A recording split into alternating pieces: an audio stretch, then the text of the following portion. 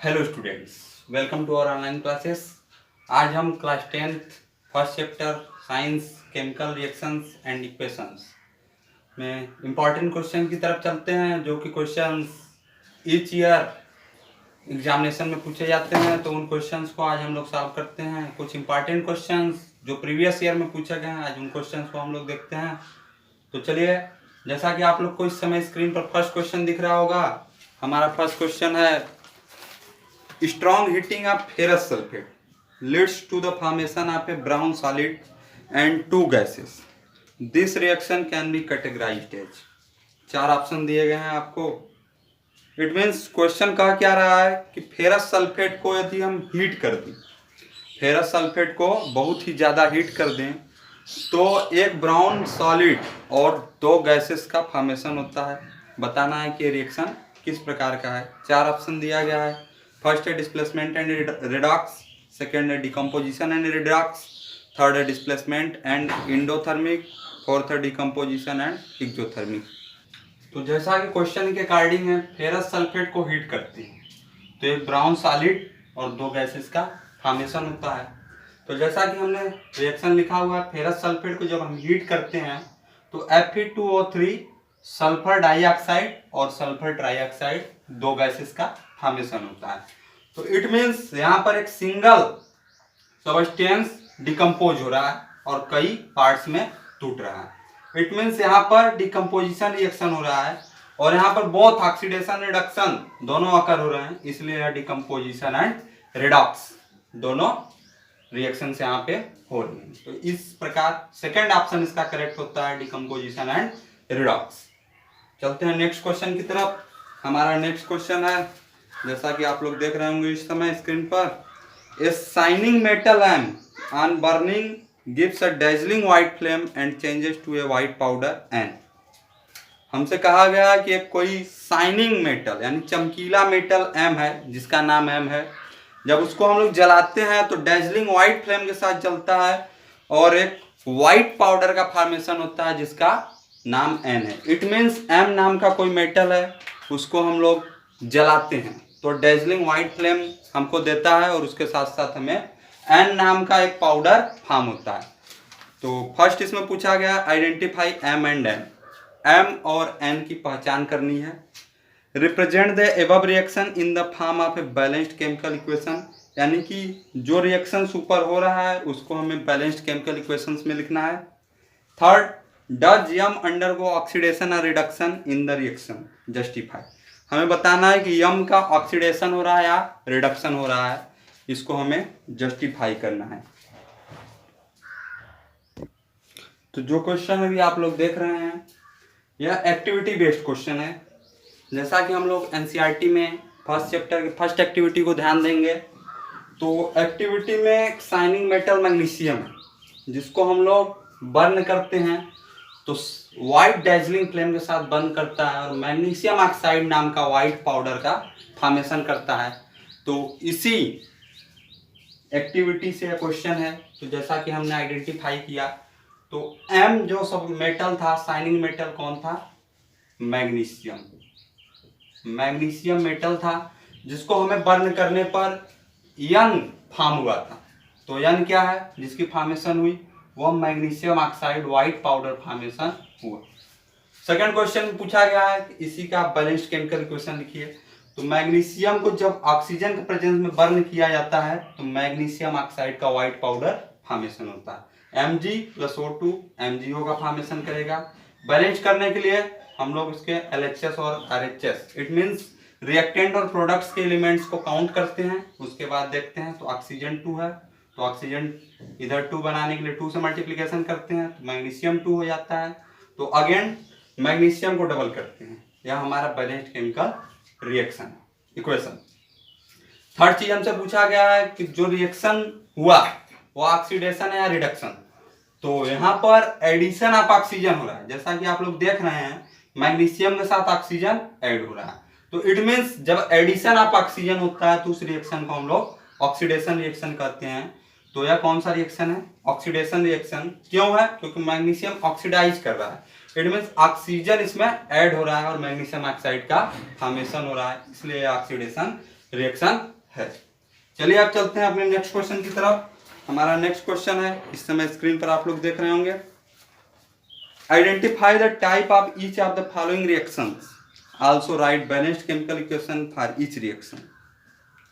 यानी कि नीचे कुछ रिएक्शंस दिए गए हैं और उनका हमें आइडेंटिफाई करना है कि यह किस रिएक्शन में यह काम होता है और उसका एक बैलेंस्ड केमिकल रिएक्शन लिखना है, यानी कि एक एग्जाम्पल हमें लिखना है। फर्स्ट है a reaction in which the reaction mixture becomes वाट। तो ऐसा रिएक्शन जिसमें मिक्सचर गर्म होता है, यानी कि रिएक्टेंट्स जब हम लोग मिक्स करते हैं तो प्रोडक्ट हीट होता है, ऐसा कौन सा रिएक्शन होता है। सेकेंड है a reaction in which N insoluble substance is formed. तो यानी ऐसा कौन सा रिएक्शन होता है जिसमें इनसॉल्युबल सब्सटेंस का फॉर्मेशन होता है।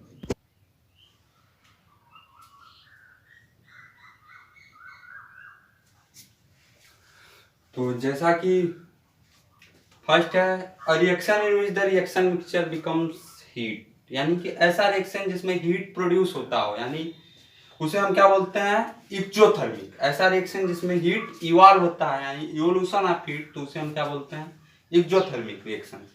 अब एग्जांपल क्या है, जब क्विक लाइम में हम लोग वाटर को ऐड करते हैं तो स्लग लाइम का फॉर्मेशन होता है और वह हीट इवॉल्व करता है। तो इसे यह एग्जांपल हो गया इसका एक्सोथर्मिक रिएक्शन का। Calcium oxide it means quick lime, जब वाटर के साथ ऐड करते हैं तो calcium hydroxide it means slug lime का फॉर्मेशन होता है और इसके साथ साथ हीट का इवोल्यूशन होता है, तो इसे हम कहते हैं एक्सोथर्मिक रिएक्शन। सेकंड था अ reaction in which N insoluble substance is formed. तो हम लोग जानते हैं प्रेसिपिटेट का फॉर्मेशन डबल डिस्प्लेसमेंट रिएक्शन में होता है। डबल डिस्प्लेसमेंट रिएक्शंस क्या होते हैं, जिनमें एक्सचेंज ऑफ आयंस होता है। इट मींस फर्स्ट का आयन सेकंड पर और सेकंड एलिमेंट का आयन फर्स्ट एलिमेंट्स पर। तो जैसा कि एग्जांपल देख रहे हैं आप लोग, बैरियम क्लोराइड को जब सोडियम सल्फेट के साथ रिएक्ट करते हैं इनके आयंस आपस में एक्सचेंज हो जाते हैं। क्लोराइड आयन चला जाता है सोडियम के पास और सल्फेट आयन चला आता है बैरियम के साथ, तो इससे एक व्हाइट प्रेसिपिटेट का फॉर्मेशन होता है जिसका नाम है बैरियम सल्फेट, और उसके साथ साथ सोडियम क्लोराइड का सॉल्यूशन तैयार होता है। तो यहाँ पर एक प्रेसिपिटेट का फॉर्मेशन हुआ जो इनसॉल्युबल है, बैरियम सल्फेट। तो ऐसा किस रिएक्शंस में होता है, तो डबल डिस्प्लेसमेंट रिएक्शंस में ऐसा होता है। आइए चलते हैं नेक्स्ट क्वेश्चन की तरफ। हमारा नेक्स्ट क्वेश्चन है स्क्रीन पर, lead nitrate solution is added to a test tube containing potassium iodide solution। Lead nitrate का कोई सोल्यूशन है, उसमें पोटेशियम आयोडाइड के सोल्यूशन को मिक्स किया जाता है। तो हमसे कहा गया है first right the name and colour of the compound precipitated, यानी कि जिस कंपाउंड का प्रेसिपिटेशन हुआ है उसका नेम और कलर लिखिए। सेकंड है right the balanced chemical equation for the reaction involve, यानी जो भी रिएक्शन हुआ मिक्स करने पर उसका बैलेंस्ड केमिकल इक्वेशन लिखना है। थर्ड है name the type of this reaction, justify your answer, किस टाइप का रिएक्शन है और उसके आंसर को जस्टिफाई करना है। तो जैसा कि आप लोग देख रहे हैं अभी एक्टिविटी बेस्ड क्वेश्चन है। इसमें लेड नाइट्रेट के मिक्सचर को पोटेशियम आयोडाइड के मिक्सचर के साथ ऐड किया जाता है। तो यह भी एक्टिविटी बेस्ड क्वेश्चन है। तो जैसा कि हम देखते हैं इसमें हमें लेड आयोडाइड का फॉर्मेशन होता है। तो ये फर्स्ट क्वेश्चन हमारा था, बताना था कि किस कलर का और किस चीज का फॉर्मेशन होता है। तो ब्राइट येलो प्रेसिपिटेट मिलता है लेड आयोडाइड का, यानी हमको प्रेसिपिटेट के रूप में लेड आयोडाइड मिलता है और उसका कलर क्या है, ब्राइट येलो प्रेसिपिटेट, यानी ब्राइट येलो कलर का लेड आयोडाइड हमें मिलता है। सेकेंड हमसे पूछा गया है कि जो भी रिएक्शन हो रहा है टेस्ट ट्यूब में उसकी बैलेंस्ड केमिकल इक्वेशन लिखिए। तो जब लेड नाइट्रेट को पोटेशियम आयोडाइड के साथ मिक्स किया जाता है तो लेड आयोडाइड का प्रेसिपिटेट और पोटेशियम नाइट्रेट का सॉल्यूशन का फॉर्मेशन होता है। तो लेड नाइट्रेट PbNO3 का twice, potassium iodide Ki, lead iodide PbI2, potassium nitrate KNO3। तो यहाँ हम इसको बैलेंस्ड केमिकल इक्वेशन लिखने के लिए क्या करते हैं, रिएक्टेंट और प्रोडक्ट्स के एलिमेंट्स को काउंट करते हैं, उसके बाद उसको बैलेंस करना चालू करते हैं। तो अब पूछा गया है इस प्रकार हम लोग बैलेंस कर लेंगे। यहाँ पे 2Ki हो जाएगा, यहाँ पे 2PbI2 हो जाएगा और यहाँ पे 2KNO3। यह एक बैलेंस्ड केमिकल रिएक्शन है, केमिकल इक्वेशन। थर्ड हमसे पूछा गया टाइप ऑफ रिएक्शन बताना था और उसका जस्टिफिकेशन देना था। तो जैसा कि आप लोग देख रहे हैं कि इसका आयन इसके पे जा रहा है और इसका आयन इस पर, यानी कि यहाँ पर आयंस का एक्सचेंज हो रहा है। तो जैसा कि हम जानते हैं ऐसा रिएक्शन जिसमें आयंस का एक्सचेंज होता है उसे हम बोलते हैं डबल डिस्प्लेसमेंट रिएक्शन। तो यह कौन सा रिएक्शन है? Double displacement reaction. कारण क्या है? क्योंकि यहाँ पर आयंस का एक्सचेंज हो रहा है। कैसे? जब लेड नाइट्रेट पोटेशियम आयोडाइड के साथ रिएक्ट करता है तो लेड आयोडाइड और पोटेशियम नाइट्रेट का फॉर्मेशन करता है, इससे आयंस का एक्सचेंज हुआ, जिस कारण से यह डबल डिस्प्लेसमेंट रिएक्शन है। चलते हैं अपने नेक्स्ट क्वेश्चन की तरफ। नेक्स्ट क्वेश्चन आप लोग को इस समय स्क्रीन पर दिख रहा होगा। What happens when food materials containing fats and oils are left for a long time? कह रहा है कि यदि कोई फूड मटेरियल जिसमें फैट एंड ऑयल्स है उसको यदि लंबे समय तक रख दिया गया तो क्या होगा? List 2 observable changes and suggest 3 ways by which this phenomena can be prevented। यानी कि हमें 2 चेंज लिखना है कि जो वहां पर होंगे लंबे समय तक रखने पर जो चेंज होंगे उन्हें लिखना है, और उसके साथ साथ इस फिनोमेना को कैसे रोका जा सकता है उसके लिए हमें 3 प्रिवेंशंस लिखने हैं।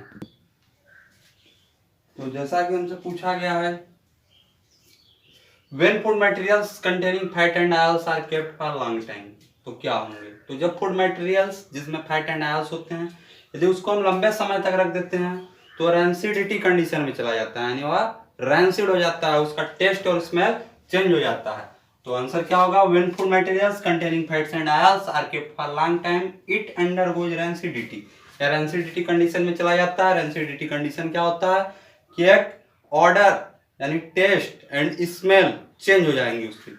तो पूछा चेंजेस क्या होंगे? List 2 observable changes. तो ऑब्जर्वेबल चेंजेस क्या हैं जो हम ऑब्जर्व कर सकते हैं? तो उसकी स्मेल और टेस्ट दोनों चेंज हो जाएंगे। यानी फर्स्ट चेंज क्या है? चेंज इन स्मेल, सेकेंड है चेंज इन टेस्ट, ये दोनों चीज उसके बदल जाएंगे। अब प्रिवेंशन पूछा गया है, उसको हम कैसे रोक सकते हैं? तो फर्स्ट प्रिवेंशन है by adding antioxidants to the food materials that contains fats and oils. तो यानी उन फूड मटेरियल्स में एंटीऑक्सीडेंट्स ऐड कर दें जिसके कारण से उसमें ऑक्सीडेशन ना हो। सेकेंड है by adding nitrogen gas to their packets, यानी ऐसे पैकेट्स जो fats and oils containing food materials रखते हैं उनमें हम नाइट्रोजन गैस फिल कर दें, यानी उनके पैकेट्स में हम नाइट्रोजन गैस यदि फिल कर देते हैं तो ऑक्सीडेशन नहीं होगा और एसिडिटी से बचा जा सकता है।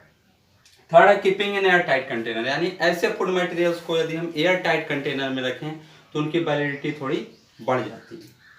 अब चलते हैं नेक्स्ट क्वेश्चन की तरफ, और वेरी वेरी इंपॉर्टेंट क्वेश्चन है, जैसा कि असर्शन एंड रीजन टाइप का क्वेश्चन आप लोग को दिख रहा होगा स्क्रीन पर। ऐसे क्वेश्चंस एवरी ईयर लगभग पूछे जाते हैं। इस चैप्टर से रिलेटेड एक क्वेश्चन पिछले ईयर पूछा गया था जो आप लोग देख रहे हैं। चलिए समझते हैं इस क्वेश्चन को। For question number 13 and 14 2 statements are given, one labeled assertion A and the other labeled region R। यानी 13 और 14th नंबर जो प्रीवियस ईयर में क्वेश्चन पूछा गया था वो असर्शन एंड रीजन टाइप का था, जिसमें से 13 इस चैप्टर से रिलेटेड था जिसे हम करवा रहे हैं अभी आप लोगों को। तो एक पर असर्शन लिखा हुआ है स्टेटमेंट पर और सेकंड स्टेटमेंट पर रीजन लिखा हुआ है। असर्शन को ए से रिप्रेजेंट किया गया और रीजन को आर से। तो असर्शन और रीजन का मीन्स आप लोग समझते होंगे, यानी कि असर्शन मतलब कथन और रीजन मतलब उसका कारण, यानी कि जो स्टेटमेंट बोला गया है उसका रीजन नीचे दिया गया है।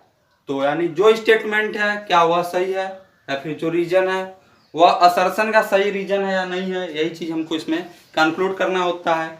आगे select the correct answers to this questions from the codes first second third and fourth as given below, यानी नीचे कुछ कोट्स दिए गए हैं उन्हीं में से हमें आंसर सेलेक्ट करना है। तो फर्स्ट है code, both A and R are true and R is correct explanation of the assertion, यानी कि हमको असर्शन और रीजन दोनों सही है और जो रीजन है वो सही रीजन दिया गया है, यानी ऊपर वाले स्टेटमेंट का रीजन दिया गया है। सेकेंड ऑप्शन है both A and R are true but R is not the correct explanation of the assertion, यानी कि बोथ, यानी कि इस कंडीशन में सेकेंड ऑप्शन से हमारा कह रहा कि असर्शन एंड रीजन दोनों ट्रू है, लेकिन जो रीजन है वह गिवन स्टेटमेंट का नहीं है, यानी ऊपर के असर्शन का रीजन नीचे वाला नहीं है। थर्ड है A is true but R is false, यानी असर्शन सही है रीजन गलत है। फोर्थ दिया गया है A is false but R is true, यानी कि असर्शन गलत है और रीजन सही है। तो इन्हीं 4 स्टेटमेंट में से हमें एक स्टेटमेंट सही है, तो इसी को हमें कंक्लूजन में देना है, असर्शन एंड रीजन टाइप। तो असर्शन हम देखते हैं क्या दिया गया है। असर्शन स्टेटमेंट है हमारा, following is a balanced chemical equation for the action of steam on water, यानी कि नीचे एक बैलेंस्ड केमिकल इक्वेशन दिया गया है जो कि आयरन पर स्टीम के रिएक्शन का है, यानी जब आयरन मेटल पर स्टीम को डाला जाता है तो Fe+H2O इन गैसियस फॉर्म, तो Fe3O4 और 4H2 का फॉर्मेशन होता है। तो हमें बताना है क्या यह इक्वेशन बैलेंस्ड है या नहीं। सेकेंड है रीजन, और the law of conservation of mass holds good for a chemical equation, यानी ऊपर जो भी केमिकल इक्वेशन दिया गया है उस पर law of conservation of mass एकदम फिट बैठता है। तो आइए देखते हैं, जैसा कि हमें क्वेश्चन में असर्शन एंड रीजन 2 स्टेटमेंट्स दिए गए हैं। असर्शन है हमारा, जब आयरन का स्टीम से रिएक्शन करवाते हैं तो Fe3O4 यानी आयरन ऑक्साइड और 4H2 फॉर्मेशन होता है। तो हमसे पूछा गया है क्या यह केमिकल इक्वेशन बैलेंस्ड है या नहीं। तो इसके लिए हम चेक करते हैं, एलिमेंट्स को काउंट कर लेते हैं। तो एलिमेंट्स उसके रिएक्टेंट्स में नंबर और प्रोडक्ट्स में, तो आयरन की बात करते हैं तो रिएक्टेंट में 3 और प्रोडक्ट में भी 3, तो आयरन तो बैलेंस्ड है। सेकेंड एलिमेंट हाइड्रोजन की बात करते हैं, 4 2 जा 8 हाइड्रोजन, इधर भी 4 2 जा 8 हाइड्रोजन, इट मीन्स हाइड्रोजन भी बैलेंस्ड है। थर्ड एलिमेंट ऑक्सीजन की बात करते हैं, 4 × 1 4 ऑक्सीजन, इधर 4 ऑक्सीजन, यानी रिएक्टेंट्स के एलिमेंट और प्रोडक्ट्स के एलिमेंट सेम है, यानी सेम एलिमेंट्स हैं, तो इस कारण से क्या हो गया, केमिकल इक्वेशन बैलेंस्ड है। इट मीन्स असर्शन हमारा सही है, ए इज ट्रू, यानी ये जो स्टेटमेंट दिया गया था कि बैलेंस्ड है या नहीं है, तो बैलेंस्ड है, असर्शन इज ट्रू। अब रीजन को चेक करते हैं, तो रीजन आर पूछा गया कि law of conservation of mass यहाँ पे सही है कि नहीं। तो law of conservation of mass कहता है कि बिफोर रिएक्शन और आफ्टर रिएक्शन दोनों का मास क्या होता है, इक्वल होता है। तो रिएक्शन के पहले और रिएक्शन के बाद, यानी रिएक्टेंट्स के और प्रोडक्ट्स के हम मास को कैलकुलेट करते हैं। तो आयरन का जैसा कि एटॉमिक मास 56, हाइड्रोजन का 1 और ऑक्सीजन का 16 होता है। तो 3 आयरन है तो 3 × 56 प्लस यहाँ पर देखते हैं H2O 4 है, तो पहले H2O का निकालते हैं, तो 4 × 2 लगा दीजिए क्योंकि 4 है। हाइड्रोजन का 1 × 2 हो जाएगा प्लस 16, यानी 16 × 18, 18 4 जा 72, इधर करेंगे मल्टीप्लाई 166, यानी टोटल रिएक्टेंट्स का मास 240 यूनिट हो गया, 240 एटॉमिक मास यूनिट। अब प्रोडक्ट कैलकुलेट करते हैं, 3 Fe, यानी Fe का 56 × 3 प्लस 4 ऑक्सीजन है, तो ऑक्सीजन का 16 × 4 प्लस 4 मॉलिक्यूल हाइड्रोजन के हैं, तो एक हाइड्रोजन का 1 × 2, 4 का 4 से मल्टीप्लीकेशन हो जाएगा, तो 56 × 3 168 प्लस 64 प्लस 4 2 जा 8, ऐड करेंगे यहाँ पर भी 240, यानी रिएक्टेंट्स के और प्रोडक्ट की एटॉमिक मास यूनिट सेम है, यानी दोनों तरफ के मास सेम है, 240 atomic mass unit 240 atomic mass unit, यानी कि यहाँ पर law of conservation of mass भी सही है। तो इस कारण से law of conservation of mass जब यहाँ पर फिट है, तो इस कारण से रीजन भी ट्रू है, यानी अपने आप में असर्शन भी सही है, अपने आप में रीजन भी सही है, यानी assertion and reason both are true. अब हमें बताना है कि क्या असर्शन का ही रीजन दिया गया है, यानी इसी स्टेटमेंट के लिए रीजन है। तो जैसा कि हमने क्लास में पढ़ा था पिछले वीडियोज में कि इक्वेशन को बैलेंस करने की जरूरत law of conservation of mass से ही हमें पता चला कि law of conservation of mass कहता है कि रिएक्टेंट और प्रोडक्ट का मास इक्वल होना चाहिए, इस कारण से हमें यह बैलेंस करना होता है, यानी यह जो बैलेंसिंग है, क्या इसका रीजन यही है, law of conservation of mass. तो एकदम करेक्ट रीजन है, असर्शन भी ट्रू, रीजन भी ट्रू, और जो असर्शन दिया गया है, मतलब जो रीजन दिया गया है एबव असर्शन के लिए ही दिया गया है, यानी जो रीजन है गिवन स्टेटमेंट का ही रीजन है, इसलिए हमारा ऑप्शन नंबर फर्स्ट करेक्ट होता है। Option number first, assertion and reason both are true and reason is the correct explanation for assertion. तो आज के वीडियो में इतना ही दोस्तों, यह वीडियो बहुत इंपॉर्टेंट है, यह class very much important previous year questions में पूछे गए थे, उन्हीं क्वेश्चंस को हमने डिस्कस किया है। इन क्वेश्चंस को आप एग्जामिनेशन के पेपर में देख सकते हैं, उन्हीं क्वेश्चन को डिस्कस किया गया है। तो इसे कम से कम 2 बार 3 बार रिवीजन करें इन क्वेश्चंस को, और अपने नोटबुक में अवश्य इसको नोट करें। प्लीज चैनल को लाइक करें, शेयर करें और सब्सक्राइब करें, और इस वीडियो को, खास तौर से इस वीडियो को अपने फ्रेंड्स, रिलेटिव्स और क्लासमेट्स को ज्यादा से ज्यादा शेयर करें, जिससे कि सभी लोग ये बोर्ड एग्जामिनेशन में पूछे गए क्वेश्चंस का लाभ उठा सकें। Thank you for watching.